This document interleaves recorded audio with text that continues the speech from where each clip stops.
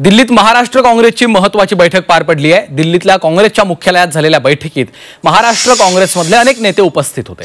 यामध्ये स्थानिक स्वराज्य संस्थांच्या निवडणुकीबाबत चर्चा करण्यात आल्याची माहिती आहे। आघाडी आणि युतीबाबतचे अधिकारी हे स्थानिक पातळीला देण्यात आले असून ऑगस्ट महिन्यापासून राज्यभर जिल्हा मेळावे घेण्यात येणार आहेत, अशी माहिती प्रदेशाध्यक्ष हर्षवर्धन सपकाळ यांनी दिली आहे।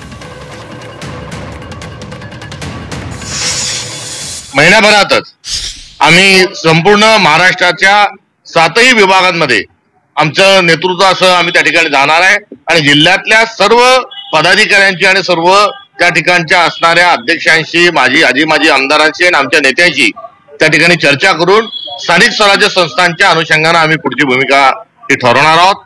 तुर्तास आम्ही घेतलेला जो निर्णय होता त्या निर्णयावर आज रोजी आम्ही ठाम आहोत की आघाड्या आणि युतीच्या संदर्भात आम्ही स्थानिक पातळीवर आमच्या जिल्हा आणि तालुका युनिटला जो अधिकार दिलेला आहे तो आहे, मात्र जी रूपरेषा आहे ती रूपरेषा ठरवण्याच्या अनुषंगाने आम्ही विभागवार आमचे दौरे करणार आहोत।